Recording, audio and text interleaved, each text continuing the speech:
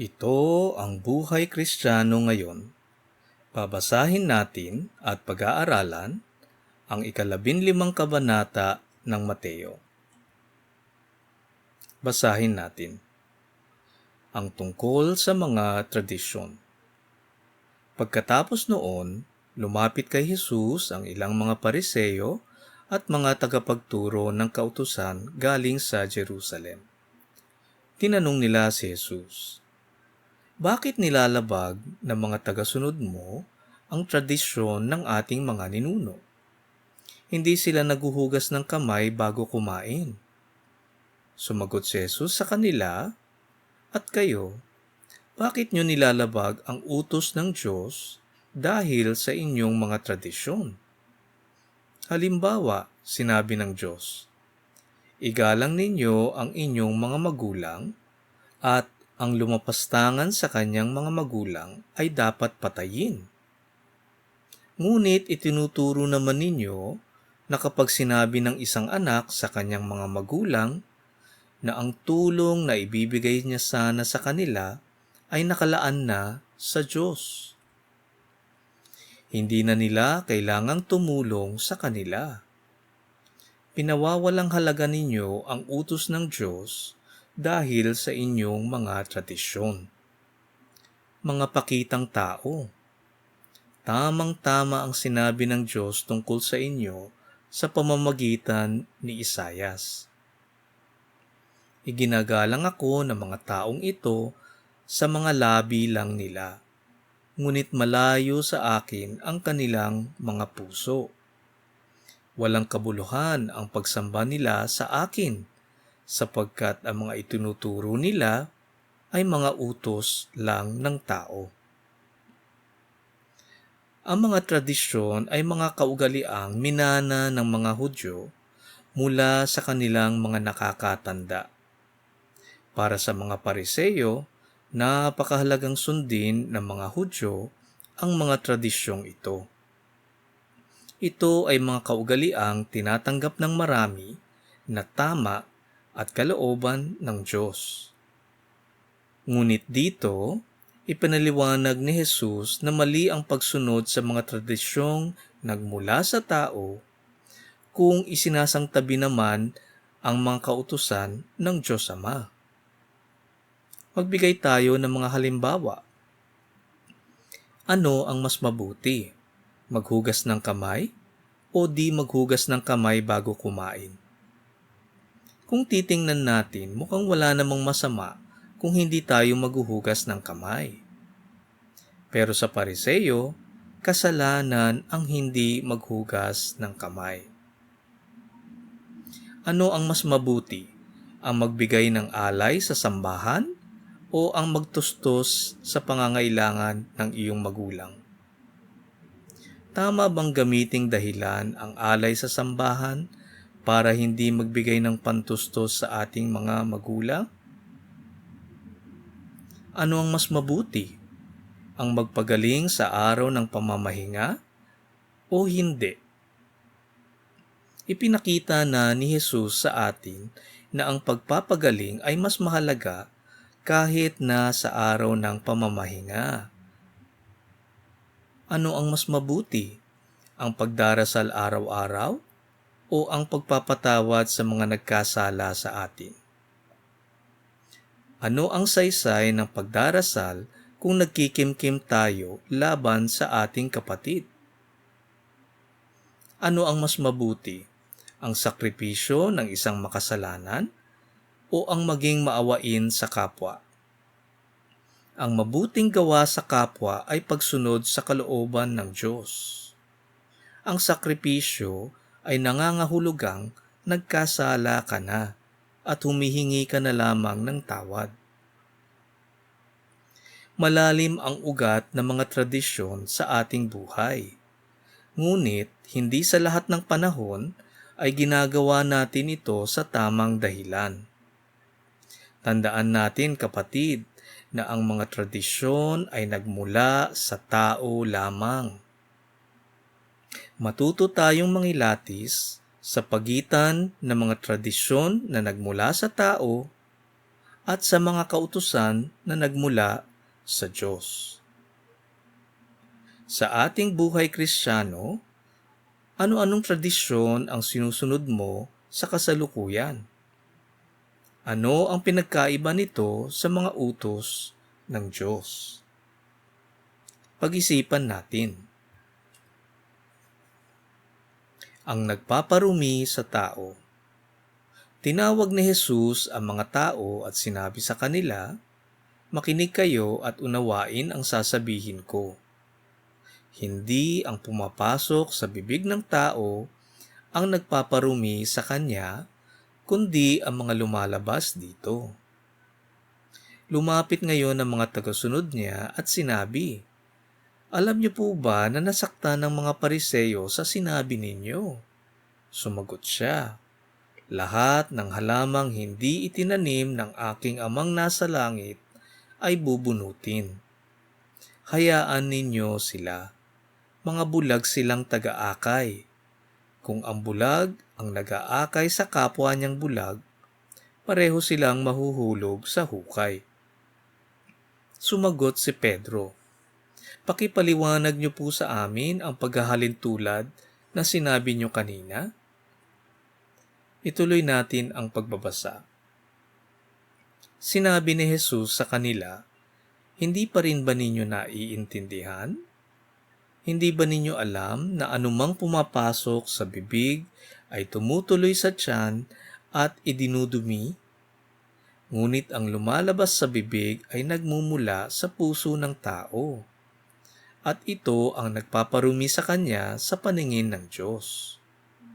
Sapagkat sa puso ng tao nagmumula ang masasamang pag-iisip na nagtutulak sa kanya para pumatay, mangalunya, gumawa ng sexual na imoralidad, magnakaw, magsinungaling, at manira ng kapwa.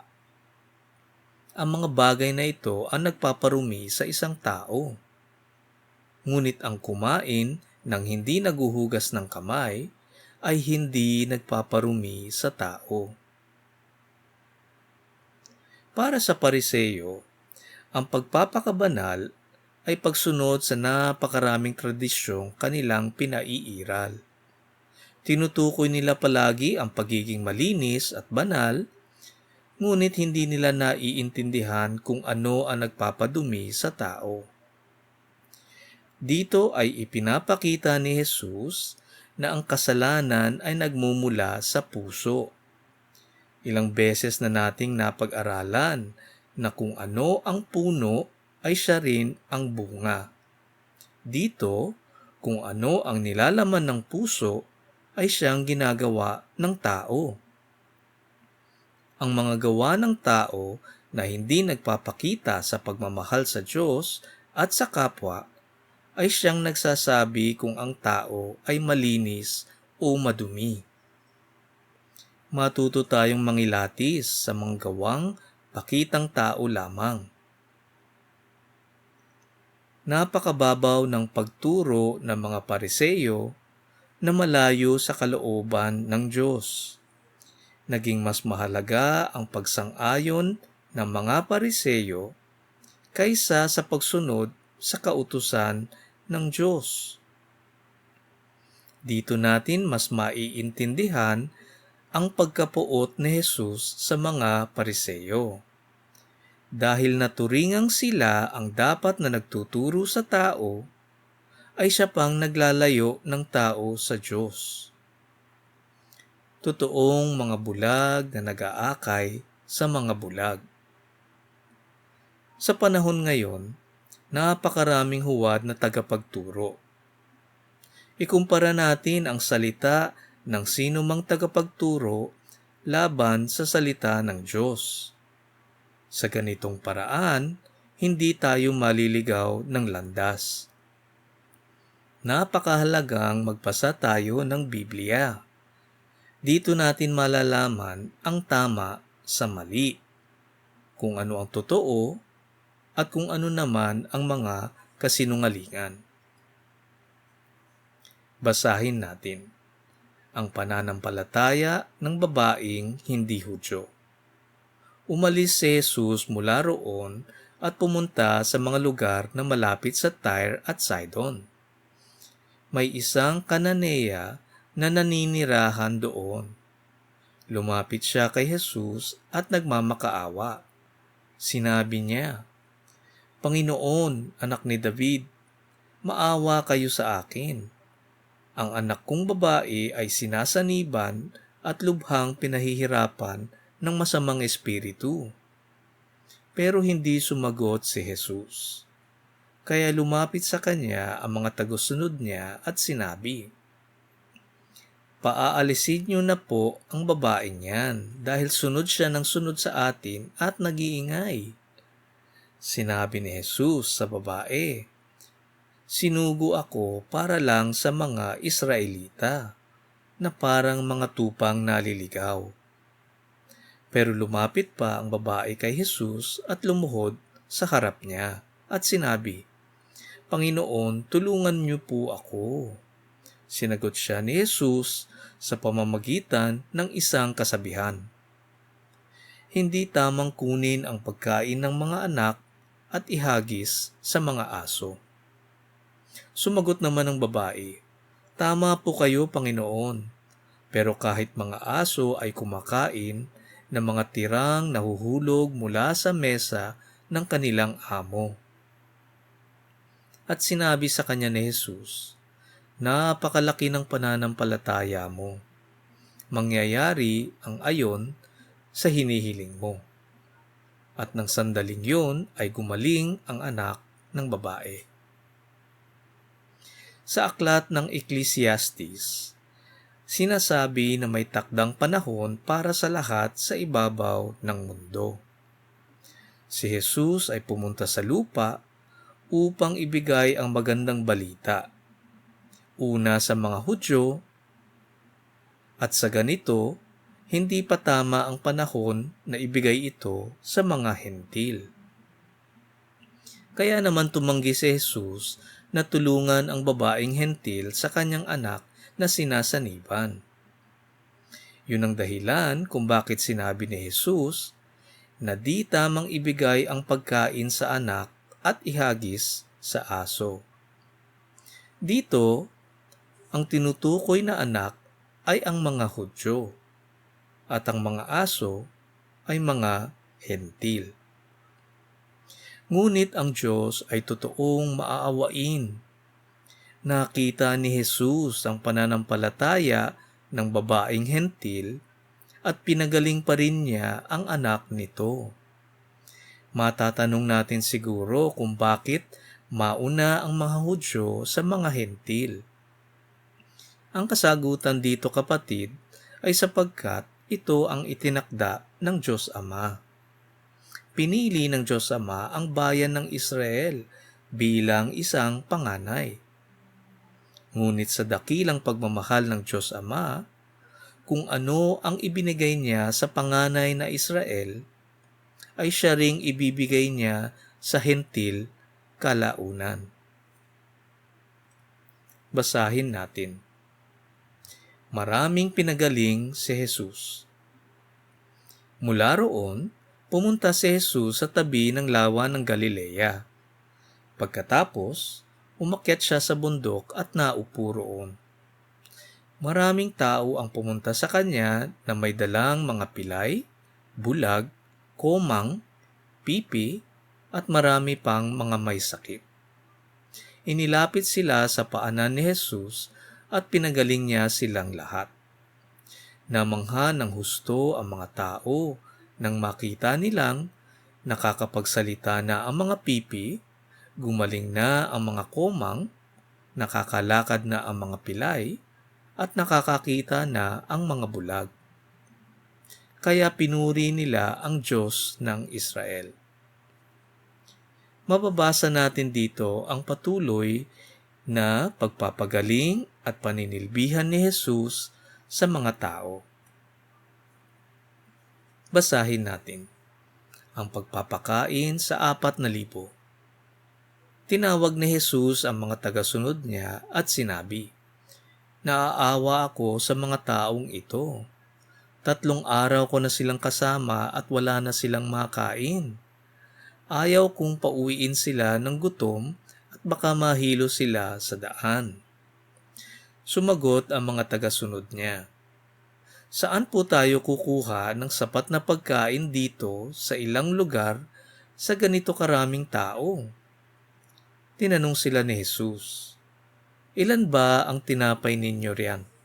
Sinabi nila, 7 po at ilang maliliit na isda. Pinaupo ni Jesus ang mga tao. Kinuha niya ang 7 tinapay at ang mga isda at nagpasalamat sa Diyos. Pagkatapos, hinati-hati niya ang pagkain at ibinigay sa mga tagasunod niya. At ipinamigay naman nila ito sa mga tao. Kumain silang lahat at nabusog. Pagkatapos, tinipon nila ang mga natirang pagkain at nakapuno sila ng 7 basket. Ang bilang ng mga lalaking kumain ay mga 4,000, maliban pa sa mga babae at mga bata. Matapos pauwiin ni Jesus ang mga tao, sumakay siya sa bangka at pumunta sa lupain ng Magadan. Sa panahon na yon, maraming tao ang lumalakbay mula sa malalayong lugar para lamang makita, mapakinggan at mapagaling ni Jesus. At ang mga pagtuturo nung panahon na yon ay tumatagal ng ilang araw. Di katulad ngayon na ang mga sermon ay sandaling oras lamang. Minsan ay naisip ko kung paano kaya magturo si Jesus. Meron kaya siyang mga turo na hindi natin mababasa sa Biblia? Aminin nating paminsan ay napakalalim ng turo ni Jesus na kadalasan ay hindi natin lubos-lubos na naiintindihan. Katulad ng sinabi ni Jesus sa mga nakaraang kabanata, maraming propeta, katulad nila Elias, Jeremiah, Ezekiel, Daniel, ang nagnais na marinig si Jesus. Sa panahon ngayon, napakadaling magkaroon ng Biblia. Maaari nating basahin ito sa lahat ng oras, sa lahat ng lugar. Huwag nating sayangin ang pagkakataong ito. Basahin natin ang salita ng Diyos sa araw-araw. Makikita natin na muling pinakain ni Jesus ang mga taong nakikinig sa Kanya. Alam niyang nagugutom sila at kulang ang pagkain nila. Nanalangin si Jesus sa Diyos Ama at lahat ng naroon ay nabusog. Pag-isipan natin ito, mga kapatid. Ang pagkain ay nagbibigay buhay sa tao dito sa mundo. Ngunit ang salita ng Diyos ay nagbibigay ng buhay na walang hanggan sa langit. Manalangin tayo. Diyos Ama, buksan ninyo ang aming puso at isipan at tulungan mo kaming maintindihan at isabuhay ang aming napag-aralan ngayon. Nananalangin kami sa ngalan ni Jesus. Amen. Dito nagtatapos ang ating pag-aaral sa 15 kabanata ng Mateo. Ugaliin natin ang pagbabasa ng salita ng Diyos. Nandito ang mga salitang nagbibigay ng buhay na walang hanggan. Ito ang buhay Kristiyano ngayon.